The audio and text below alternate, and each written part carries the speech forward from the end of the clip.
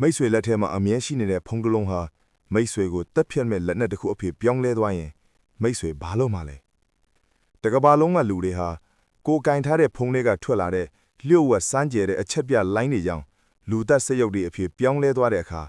မိသားစုကိုကယ်တင်မှုကြိုးစားနေတဲ့ဖခင်တယောက်ရဲ့ရုန်းကန်မှုကိုယဉ်နှင့်ပဲမြင်တွေ့ရမှာဖြစ်ပါတယ်ဇာလန်အစမှာကလေးရဒဲလ်ဆိုတဲ့အမျိုးသားဟာလေးစိတ်မှာရှိနေစဉ်သူ့ဇနီးနဲ့တားထစ်သူစီကိုဖုံးဆက်ပြီးသူတို့စီပြန်လာတော့မယ့်အကြောင်းပျော်ရွှင်စွာပြောပြနေခဲ့ပါတယ်။ဒါပေမဲ့ကန်ဆိုးကျင်တော့သူ့ဖုံးရဲ့ဘက်ထရီဟာကုန်သွားခဲ့လို့အများဆုံးဖုံးကိုသုံးဖို့ပြင်လိုက်ရပါတယ်။အဲ့ဒီအချိန်မှာပဲကဘာပြက်တယ်လို့အခြေအနေမျိုးစတင်มาတော့တယ်။လေးစိတ်သေးကဖုံးပြောနေတဲ့လူတိုင်းဟာရုတ်တရက်အသက်ယောဂါလို့တုံခါလာပြီးစိတ်ရိုင်းဝင်က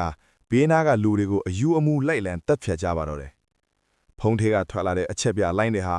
လူတွေရဲ့အုံနောက်ကိုထိမ့်ချုပ်ပြီးလူသက်သမားphoners တွေအဖြစ်ပြောင်းလဲပြလိုက်တာပါ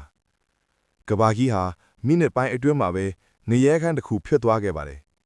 ကလေးဟာလေစိတ်ထဲကတက်ဖြတ်မှုတွေကြားကနေတီတီလေးလွတ်မြောက်လာပြီးမြေအောက်ယထာလန်းတွေကိုထွတ်ပြေးခဲ့ပါတယ်အဲ့ဒီမှာယထာမောင်းသူတော်နဲ့မိခင်ကိုကို့ဘာသာကိုပြန်တက်ခဲ့ရလို့စိတ်ဒဏ်ရာရနေတဲ့ Alice တို့နဲ့ဆုံတွေ့ပြီးသူတို့၃ယောက်ဟာဒီငရဲကဘာကြီးတွေကနေလွတ်မြောက်ဖို့အတူတူစ조사ကြပါတယ်ဒီဇာလမှာထူးခြားတာကဒီဖုန်းနာလို့ခေါ်တဲ့လူသက်သမားတွေဟာညကမှတော့ငြိမ်သက်သွားပြီးသူတို့ရဲ့ပါးချက်ကနေထူးဆန်းတဲ့အတန်တွေတချင်းတန်တွေကိုအချက်ပြလိုင်းတွေအဖြစ်ထုတ်လွှတ်နေကြတာပါသူတို့ဟာတယောက်နဲ့တယောက်စိတ်ချင်းဆက်သွယ်ထားကြပြီး hive mind လို့ခေါ်တဲ့စူပေါင်းအုံတော်တစ်ခုလိုလှုပ်ရှားနေကြတာကိုကလေးတို့အဖွဲသတိထားမိလိုက်ပါတယ်ကလေးဟာသူ့ရဲ့ graphic ဝတ္ထုရဲ့ကဇက်ကောင်ဖြစ်တဲ့အနီရောင်ခေါင်းစွန်တဲ့လူ Raggedy Man ကိုအိမ်မက်ထဲမှာခဏခဏမြင်လာရပြီးဒီလူဟာဒီဖြစ်ရဆိုးကြီးရဲ့နောက်ွယ်ကခေါင်းဆောင်ဖြစ်နေတာကိုသိလိုက်ရပါတယ်။သူတို့တငယ်ချင်းတစုဟာကလေးရဲ့တားဖြစ်သူကိုရှာဖို့ခရီးဆက်ခဲ့ပေမဲ့လမ်းမှာ Alice ကိုဆုံးရှုံးလိုက်ရပါတယ်။နောက်ဆုံးမှာတော့ကလေးဟာ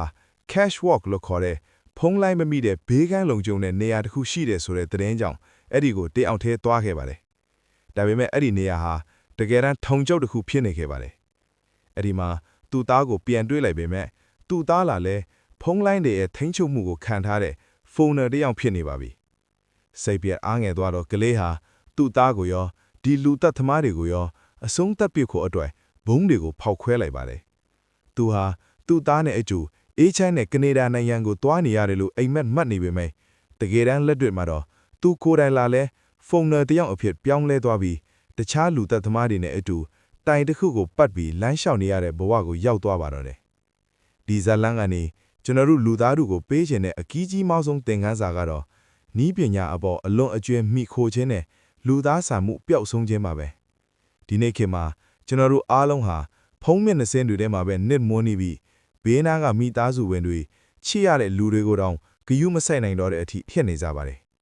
ဖုံးထဲကလာတဲ့တရင်အမားတွေအမုန်းစကားတွေဟာကျွန်တော်တို့ရဲ့စိတ်ကိုထိမ့်ချုပ်ပြီးတယောက်နဲ့တယောက်ရန်သူတွေလို့ထပ်ဖြတ်ဖို့လုံစော်နေသလားဆိုတာပြန်စဉ်းစားစရာပါ